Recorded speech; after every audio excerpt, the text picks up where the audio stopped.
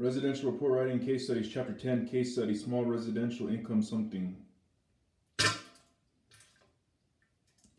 Sales comparison approach. Here is the top part of the sales grid. The differences between the URAR and the 1025 form are outlined. This includes the unit indicators, the GRM, and the question on rent controls.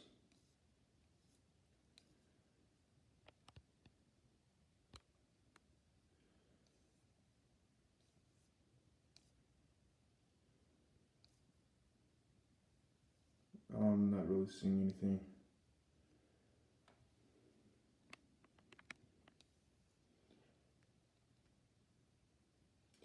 Unit indicators. The unit indicators appear on the form because of the nature of the property. Typically, 2 to 4 unit properties are purchased by investors, or at least by purchasers who are aware of the income possibilities when making a buying decision. A buyer of a 2 to 4 family property usually has a different motivation than a buyer of a single family property. Usually, a buyer of a single family home is interested in the amenities offered by the property. They ask questions like, is the kitchen updated? Or how many bathrooms does it have? Or does it have a level lot with a private rear yard? Conversely, buyers of 2 to 4 family properties are primarily interested in the amount of income the property generates or is capable of generating. Even if a buyer of a 2 to 4 unit residential property may be planning on occupying one unit or more themselves, that buyer's purchase decision is certainly influenced by the property's income potential. End of page. Why unit indicators? The question has been asked, why do we provide this type of analysis on 2 to 4 family properties when we typically do not do it for single family properties? In many markets, there are consistent patterns evident in these kinds of multi-unit properties. For example, you may analyze a number of sales and find that income properties generally sell for about $25,000 per unit or $10,000 per room. These may be generalities, and certainly there will be variations if one property is newer or has some other outstanding features. The unit indicators work on the theory that the particular feature and the property sales price are interdependent.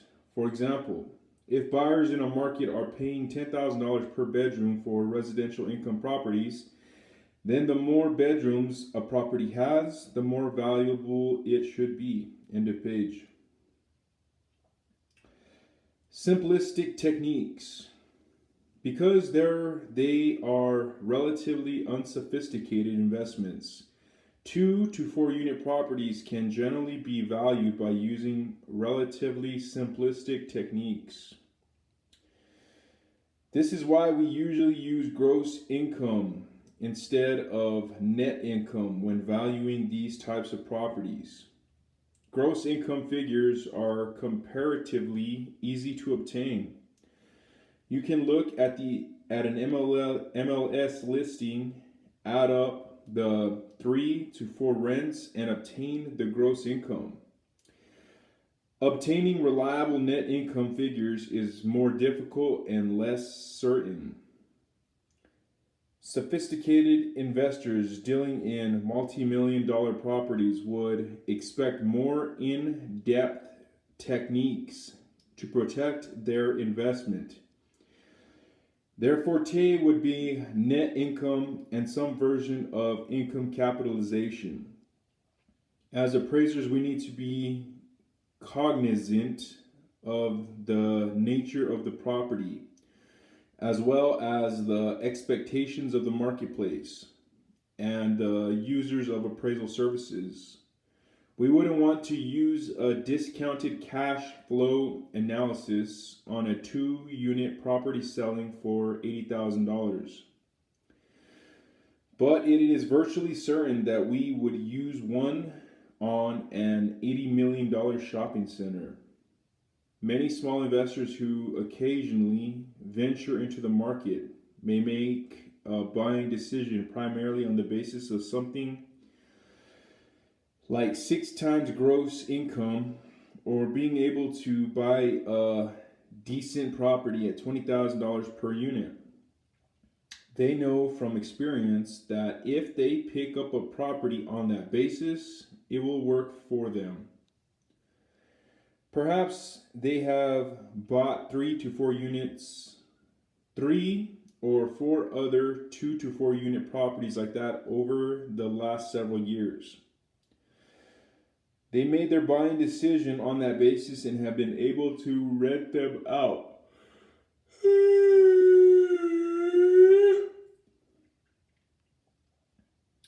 Pay their expenses, taxes, insurance, and mortgage, and have a little left over. Now they are ready to go out and buy some others, if they can get them according to their preset parameters. For instance, find me something at $18,000 a unit and I'll be real interested. End of page. More on unit indicators. Obviously, over time, some of these unit indicators will change as values increase or decrease.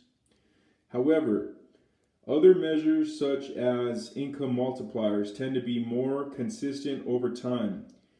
In a neighborhood, 2 to 4 unit properties may have sold for 5 times gross income 20 years ago when the average selling price was $60,000.